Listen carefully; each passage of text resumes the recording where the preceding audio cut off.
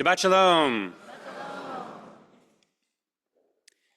Once, a Jew named Rabinovich was fleeing Russia, and a bureaucrat at the immigration office asked him, "Rabinovich, why are you fleeing?"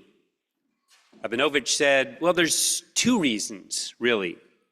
First, I am afraid that in the Soviet Union, the communists will lose power, and what will follow is they'll blame the Jews for all of the crimes of the communists, which will lead to pogroms against us." "That's pure nonsense," said the bureaucrat. "Nothing can change in the Soviet Union. The power of the communists will last forever." To which Rabinovich responded calmly, "And that's the second reason why I'm leaving." I have the feeling that many of us have been feeling like Rabinovich. We see empires rise and fall. We see governments come and go. We see progress accelerate and stagnate. And we wonder, what direction are we going now? And where am I in all of this? What, if anything, is going to change? These kinds of questions are lurking in the background of this morning's Parsha. And Jacob dreamed of a ladder set on the ground with its top reaching to heaven. And behold, angels of God were going up and down the ladder. Now we're familiar with this verse, the story of Jacob's ladder planted on earth and stretching to the heavens. In fact, a sculpture of it appears on the wall just outside the main sanctuary. Examining this passage, we sometimes interpret it through a psychological lens. Here's Jacob at night in a foreign land. He's afraid, he's alone, and he discovers reassurance when he encounters God. At other times, we read the scene through, let's call it a spiritual lens. This dream marks some kind of awakening. Jacob, you remember, had deceived his father and stolen from his brother, and now he encountered God, and a new person emerges. Interesting as these are, I'm drawn this morning to an interpretation of Rabbi Shmuel bar Nachman as it appears in the 3rd century Midrash. It's a most unexpected reading. The message, he says, is not about psychology or spirituality, it is about history. Let's go back to the scene. Jacob dreams of angels going up and down a ladder. What do those angels represent? Shmuel bar Nachman taught they represent nations rising and falling, and specifically the great empires that the Jewish people would encounter over the centuries. First, there were the Babylonians. They rose up the ladder 70 rungs. That is to say, for 70 years, they dominated Israel, said Shmuel bar Nachman. They destroyed the first temple in Jerusalem, but eventually the Babylonian Empire collapsed, and they fell back down the ladder. Next came the Persians. Think of Haman almost annihilating the Jews of Shushan. The Persians ascended 52 rungs, or 52 years, before falling back down. They were followed by the Greeks. Remember them from the story of Hanukkah. Once again, the Jewish people were almost destroyed. The Greeks ascended 100 rungs. They defiled the second temple before they too descended. And finally, says Shmuel, there was Rome.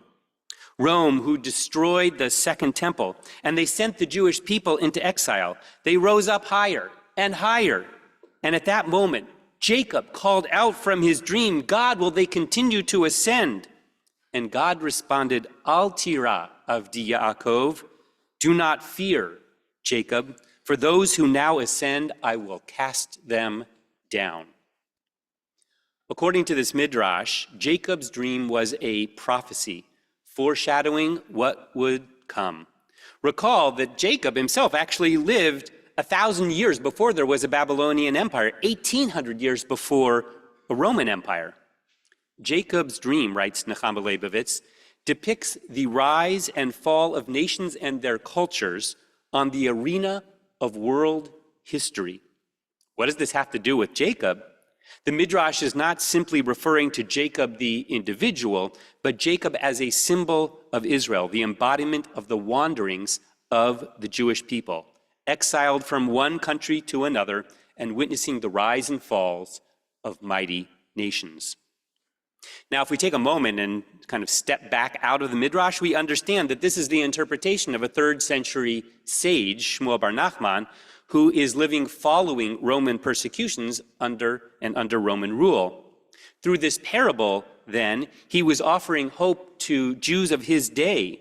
He's saying, don't worry, just as other empires collapse, so too will the Roman Empire collapse. Now, I don't know about a dream, but I have had nightmares like Jacob.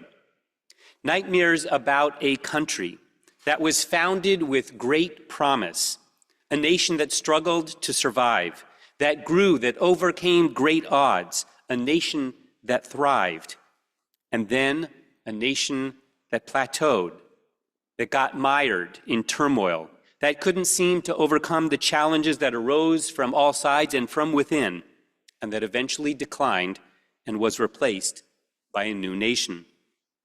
Have any of you had that nightmare? Have you had it recently? I'm not a political scientist, but I wonder where we are today in that seemingly inevitable cycle of the rise and fall of empires. Where are we as America? Where is Israel? A group of scholars from Harvard's Kennedy School published a book last spring called When Democracies Break: Erosion and Collapse from Ancient Athens to Today. They suggest that while each decline is unique, there are commonalities that stand out. Long before an empire collapsed, there was erosion brought about by extreme political polarization. There were anti-democratic political actors and significant political violence. This implication is as timely as it is obvious. That is, that weakness in democratic culture, the authors conclude, make democracies vulnerable to stress, erosion, even collapse. Now, to be clear, the collapse of a democracy does not necessarily imply the collapse of the nation. There's been plenty of non-democratic empires.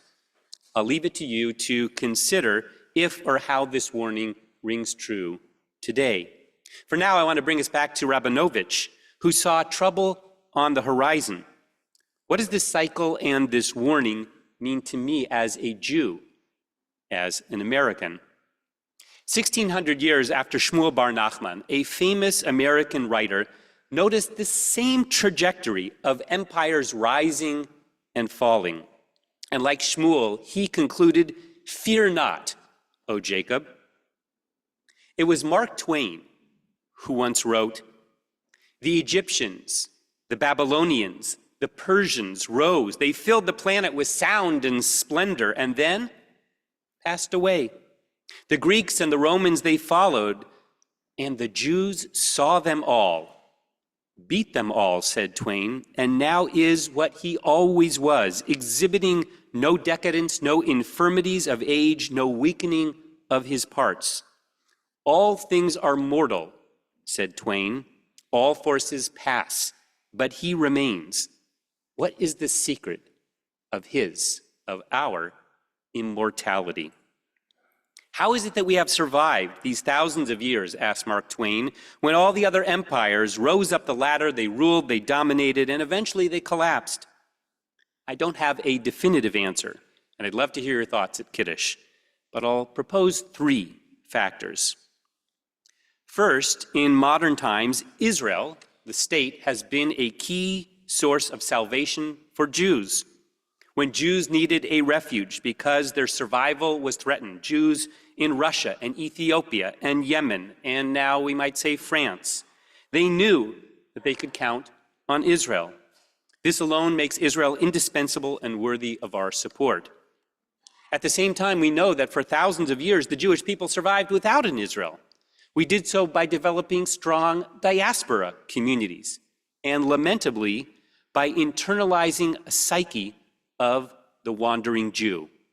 A strong diaspora is thus indispensable. For thousands of years, Jews have been dispersed around the world. On the one hand, that has left us vulnerable to inquisitions and pogroms and worse.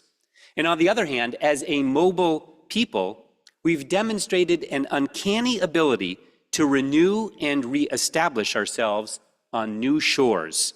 When things got bad in Spain, we headed east, and eventually a vibrant East European Jewry arose.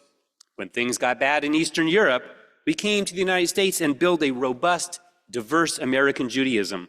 And of course, we went to Israel and established a thriving Jewish state unparalleled in our history. Where one empire arose, we prospered, and when it declined, we set out and established new roots elsewhere. In this way, we as Jews were a bit different than who we are as Americans. We're not just a nation, we are a people. When an American moves to France, a generation or two later, her descendants are no longer American, they're French. As Jews, we take our Judaism with us wherever we go. And in the best of cases, our Judaism is a part of us. Wherever we live, we remain Jews. That leads me to my second answer. What is the secret to our immortality? How have we managed to survive? Well, in part, it has to do with how do we measure success? How do you measure the rise and fall of an empire? We could measure it with military might, or GDP, or the number of countries colonized, or by political power on the world stage. And while we could certainly evaluate the state of Israel by these metrics, the Jewish people is bigger than the state of Israel. As a people, we have not survived by these means. For the most part in our history, we didn't have an army. We didn't have economic or political power. Instead, we survived by being deeply committed to the beliefs and values and practices of Judaism. We can measure that by the number of students attending Jewish schools and Jewish camps, the number of families building Jewish homes, the number of families who are regularly committed to synagogue life, the amount of tzedakah that we give to support Jewish life. And that brings me to my third and final point.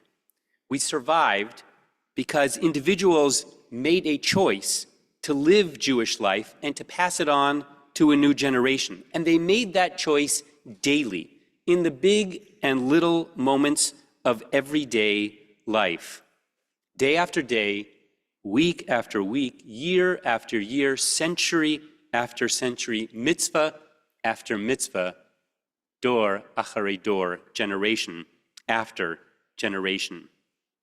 That's how we survived, not by an army, lo b'chayil v'lo b'koach, ki im beruchi, not by might and not by power, we'll read in the Haftarah for Hanukkah. Rather, our arise and our ability to rise after we have fallen has not been a matter of military might or economic power or political acumen, important as they all are, but an inner resolve to live according to our faith. And that's how we will continue to survive. Al tira avdi Yaakov, do not fear, God said to Jacob. You need not fear when you are avdi, when you are my servant. As Americans and as Jews, which way are we headed on the ladder? To a large extent, it depends on the way we live, the choices we make, the values we hold dear, and the ideals towards which we strive, and the spirit that animates us. The Kotzker Rebbe once asked one of his students, who is higher, someone on the 10th rung or someone on the 25th rung of a ladder? Well, obviously, the student said, the person on the 25th rung, to which the Kotzker replied, who is higher depends on which way the person is moving. Shabbat Shalom.